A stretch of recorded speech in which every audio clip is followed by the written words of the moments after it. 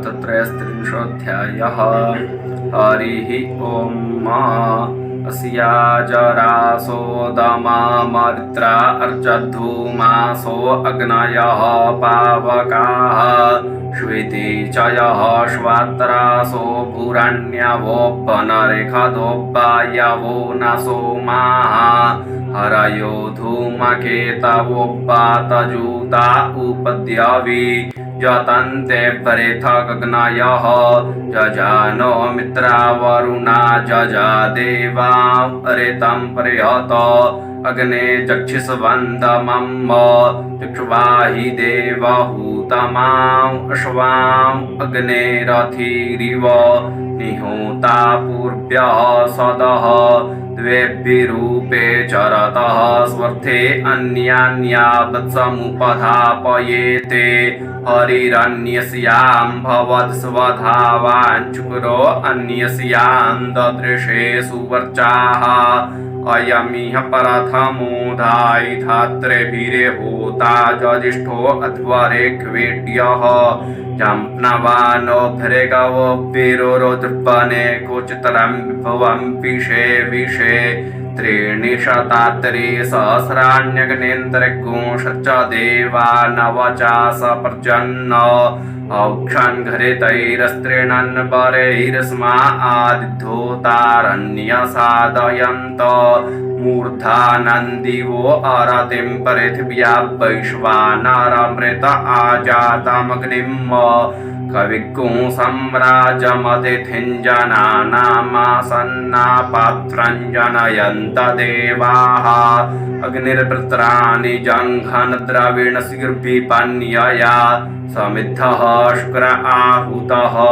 विश्वेभिः सौम्यं मध्वग्न इन्द्रेण वायुना पिबामितरस्य धामभिः आयधिखेन्द्रपतिन्ते ज आनक्षुचिरेतो निक्तन्द्यौरभिके अग्निः शर्धमनवद्यञ्जुवानकुस्वाध्यञ्जनयत्सुदयच्च अग्ने शर्धमहते सौभागाय तवद्युम्नान्युत्तमानि सन्तु संजास्पत्यगुंसूयममाकर्णक्वशत्रुयतामभितिष्ठामहागुंसि त्वाग्गुहि मन्द्रतममर्कशोकैर्पव्रेमहे महिनः शोक्यग्ने इन्द्रन्न तवाशवसा देवतावायुं प्रीणन्ति राधसान्द्रितमाः द्वे अग्ने स्वाहुतप्रियासः सन्तु सूरयः जन्तारो जे मघवानो जनानामुर्बान्दयन्त गोनाम्ब श्रुतिषुत्कर्णपन्निवृद्धेवैरग्ने सयावभिः आसीदन्तु बर्हिः मित्रो अर्जमा परातर्जावाणो अध्वरम् विश्वेखामदितृजज्ञानां विश्वेखामतिथिर्मानुखानाम् अग्निर्देवानामव आवृणानः सुमृडीको भवतु जातवेदाः महो अग्नेः समिधानस्य शर्मण्यनागामित्रे वरुणे स्वस्तये श्रेष्ठे स्याम सवितुः सवे मनितद्देवानामवो अद्यावृणीमहे आपश्यत्पिपीयुस्तर्जो नागावो नखन्नरेतञ्जरितारस्त इन्द्र जाहिवायोन्ननियुतो नो अच्छातवगुंहि धीवृतयसे विवाजान्न गाव उपावतावतं महीजज्ञस्य रप्सुदा उभाकर्णा हिरण्यया त्वदद्यसूर उदिते नागामित्रो अर्जमा सुवाति सविता भगः आसुते सिञ्चतश्रियगुं रोदस्योरविश्रियम् रसादधीतबृखभम् तं प्रत्नथायं पेनः तं प्रत्नथा पूर्वथा विश्वथे मथा ज्येष्ठतातिम्बरैखदग्स्वर्पिदम् प्रतीचीनां व्रजनन्दो हसे धुनिमाशुञ्जयन्तमनुयासु वृद्धसे उपयामगृहीतोऽसि षण्डाय त्वयि खतेजो निर्वीरतां पाश्यपमृष्टः षण्डो देवास्त्वा शुक्रपाः प्रणयन्त्वनाधृष्टासि अयं पेनश्चोदयत् कृष्णिगर्भाज्योतिर्जरायुरजसोऽभिमाने इममपाग्मुसङ्गमे सूर्यस्य शिशुन्न प्रामतिभिरिहन्ति उपयामगृहीतोऽसि मर्काय तवा आतिष्ठन्तं परिविश्वे अभूखञ्छ्रियोपसानश्चरत्स्वरोचिः महत्तद्वृष्णो असुरस्य नामा विश्वरूपो अमृतानि तस्थौ प्रभो महेमन्तमानायान्धसोर्चा विश्वा नराय विश्वा भुवे इन्द्रस्य जस्य सुमखगुंसहो महिषरवो निर्मणञ्च रोदसी सप्रजातः बृहन्निदुद्म एखां भूरिशस्तं परिथुः स्वरुः जेखामिन्द्रो जुगासखा इन्द्रे हिमत्स्यन्धसो विश्वेभिः सोमपर्पभिः महां अविष्टिरोजसा इन्द्रवृत्रमवृणो छर्दनीतिः प्रमायिनाममिनात्पर्पणीतिः अहन्व्यग्गो समुषाधग्वनेख्वा वृद्धेना अकृणोदराम्याणां कूतस्त्वमिन्द्रमाहिनः सन्नेको जासि सत्पते किन्त इत्था सम्पृच्छसे समराणः शुभानैर्भोजेस्तन्नो हरिवो जत्ते अस्मे महाओ इन्द्रो ज ओजसा कदाचन स्तरीरसि कदाचन प्रच्छसि महाओ इन्द्रो ज ओजसा पर्जन्य वृष्टिमाओ इव स्तोमैर्वत्सस्य वावृधे उपयामगृहीतोऽसि महेन्द्राय त्वयि खतेजो निर्महेन्द्राय तवा कदाचन स्तरीरसि नेन्द्रशस्यसि दाशुखे उपोपेन्नुमघवन् भूय इन्नुते दानन्देवस्य पृच्यत आदित्येभ्यस्त्वा कदाचन प्रैच्छस्युभे निवासि जन्मनि तुरीयादित्यसवनन्त इन्द्रियमातस्थावमृतं दिव्यादित्येभ्यस्त्वा आतत्त इन्द्राय वः पनन्ताभिय ऊर्पङ्गो मन्तन्ति तृत्सान्नो सकृत्स्वञ्जे पुरुपुत्रां महिगुंसहस्रधारां बृहतीन्दुदुक्षन्नो इमान्ते धियं प्रभरे महुमहिमस्य स्तोत्रेऽधिकणाजत्त आनजे तमुत्सवे च प्रसवे च सा सहिमिन्द्रं देवासः शवसा मदन्ननु विभ्राट् बृहत् पिबतु सौम्यं मध्वायुर्दधद्यज्ञपतावविहृतं तातजूतो जो अभिरक्षतमना प्रजाः पुपोख पुरुधाभिराजति उदुत्यञ्जातवेदसं देवं वहन्ति केतवः तृषे विश्वाय सूर्यं येनापावकचक्षसा भुरण्यन्तञ्जनां अनु त्वं वरुण पश्यसि दैव्यावध्वर्जो आगतगुंरथेन सूर्यध्वजा मध्वाजनगो समञ्जाथे तं प्रत्नथायं पेनश्चित्रं देवानां तं प्रत्नथा पूर्वथा विश्वथे मथा ज्येष्ठतातिं वरैखदग्स्वर्पितं प्रतीचीनां व्रजनन्दो हसे धुनिमाशुञ्जयन्तमनुयासु प्रथसे उपयामगृहीतोऽसि षण्डाय त्वयि खतेजो निर्वीरतां पाश्यपमृष्टः षण्डो देवास्त्वा शुक्रपाः प्रणयन्त्वनाधृष्टासि अयं फेनश्चोदयत् कृष्णिगर्भाज्योतिर्जरायुरजसोऽभिमाने इममपाग्मुसङ्गमे सूर्यस्य शिशुन्न प्रामतिभिरिहन्ति उपयाम गृहीतोऽसि मर्कायित्वा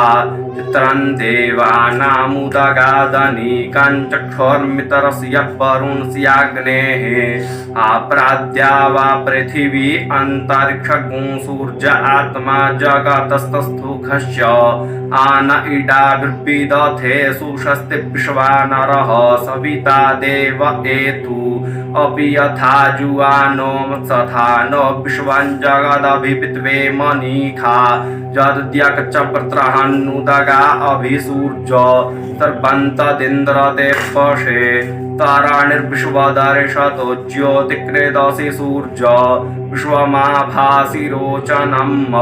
तत्सूर्यस्य देवत्वं तन्मयत्वं मध्याकर्तोर्पिततगुं सञ्जभार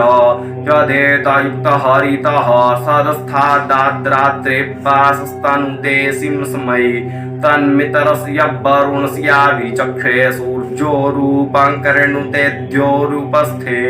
अनन्तमन्यदृषदस्य पाजः कृष्णमन्यद्धरितः संभरन्ति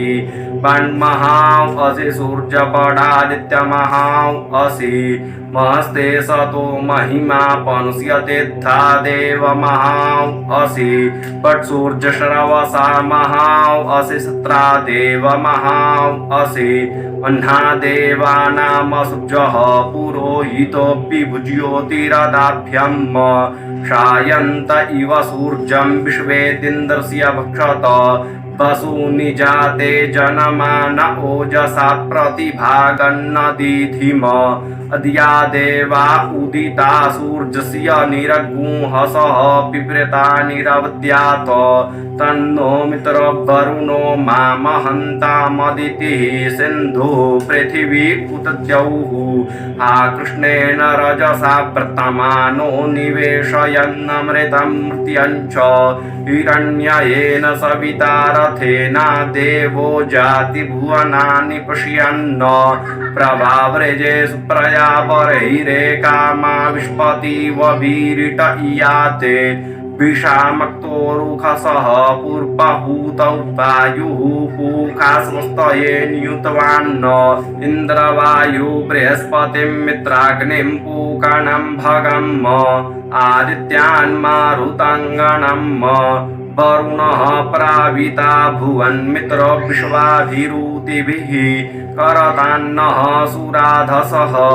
अधिना इन्द्रैखां विष्णो सजात्यानाम् इता मरुतो अश्विना तं प्रत्नथायं वेनो जे देवास आन इडाभिर्विश्वेभिः सौम्यं मधवो मासश्चरे गणिधरेतः तं प्रत्नथा पूर्वथा विश्वथे मथा ज्येष्ठता तिम्बरैः खड्गस्वर्भिदम् प्रतीचीनं प्रजनन्तो हसे धुनिमा शुञ्जयन्तमनुयासु प्रथसे उपयाम गृहीतोऽसि षण्डायित्वैख तेजो निर्वीरतां पाश्यपमृष्टः षण्डो देवास्त्वाशुक्रपाः प्रणयन्त्वनादृष्टासि अयं वेनश्चोदयत् कृष्णिगर्भाज्योतिर्जरायुरजसोऽभिमाने इममपाग्मुसङ्गमे सूर्यस्य शिशुन्न विप्रामतिभिरिहन्ति उपयाम गृहीतोऽसि मर्कायित्वा जे देवासो दिव्येकादशस्थ पृथिव्यां ध्येकादशस्थ अप्सुक्षितो महिनैकादशस्थ ते देवासो यज्ञमिमञ्जुखदवम् आन इडाभिर्विदथे सुषस्ति विश्वानरः सविता देव एतु अपि यथा जुवानो मत्सथा न विश्वं जगदभिपित्वे मनीखा विश्वेभिः सौम्यं मध्वग्न इन्द्रेण वायुना पिबामितरस्य धामभिः ओमासश्चरेखणिधरेतो विश्वे देवास आगत दाशवाग्मुसो दाशुखः सुतम्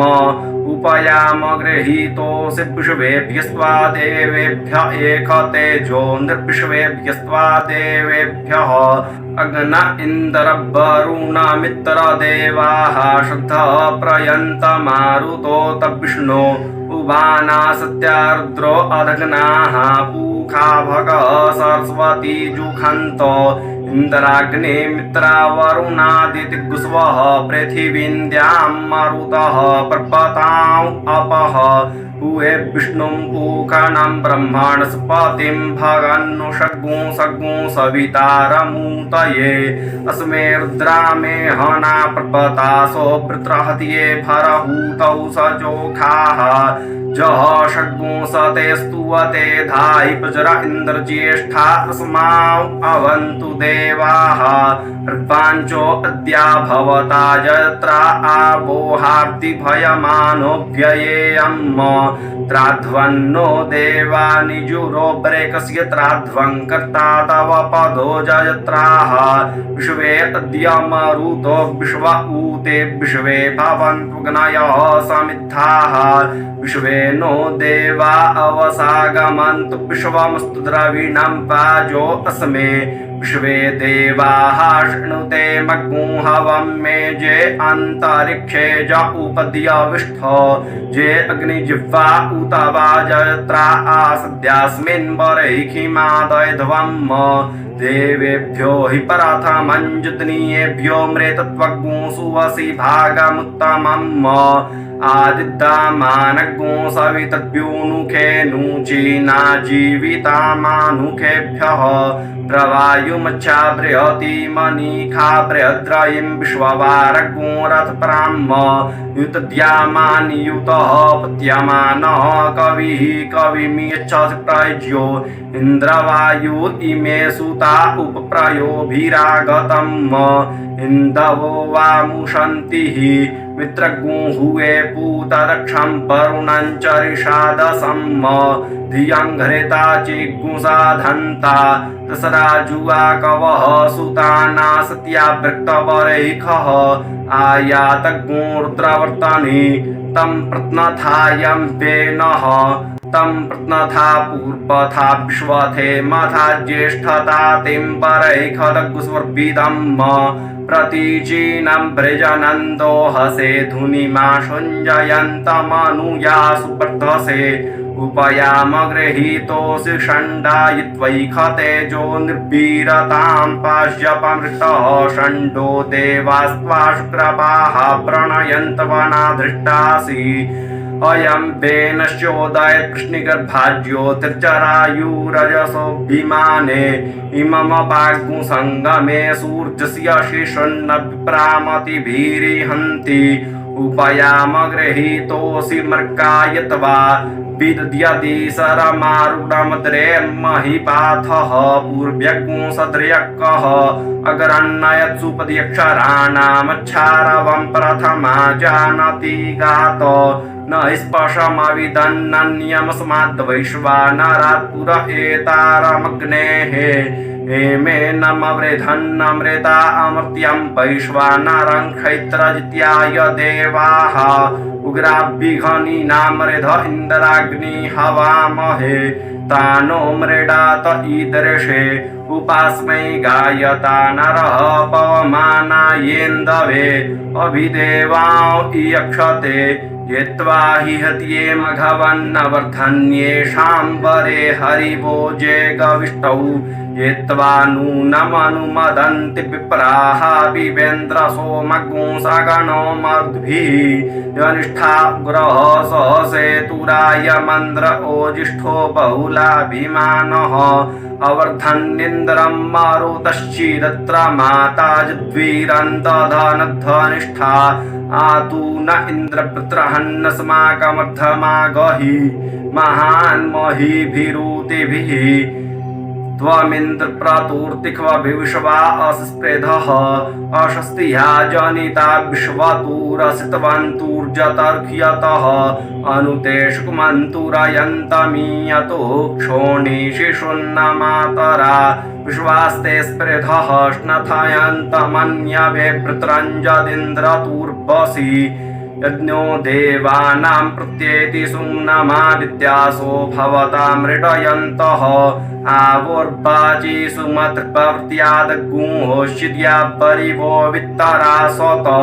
अदब्धेभिः सवितः पायो विष्वगुंशिवेभिर्द्य परिपाहिनो गयम् हिरण्यजुः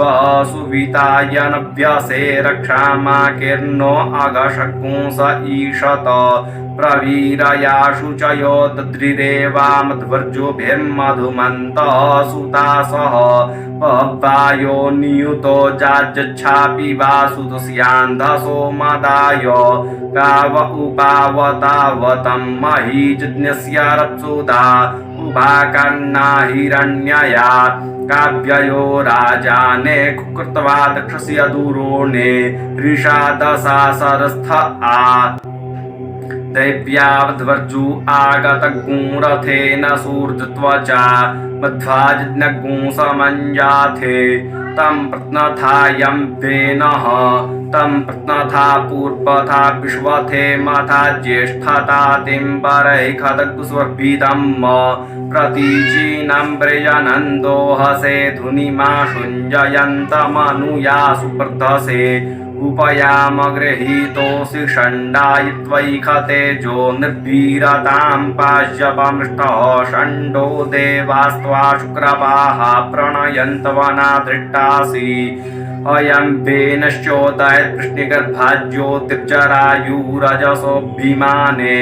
इममपाग्मुसङ्गमे सूर्यस्य शेषन्न पिप्रामतिभिरिहन्ति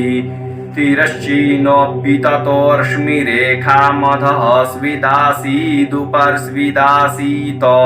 रेतोधा आसन् महिमान आसन् स्वधा अवस्थात् प्रयतिः परस्तात् आरोदसी अपृणदा स्वर्मः जातञ्जदेनमपसो अधारयन्न सोऽध्वराय परिणीयते कविर्त्यो न पाजसातये च नो हितः उक्थेभिर्पुत्रहन्तमाजा मन्दानाचिता गिरा आङ्गुखैराविवासतः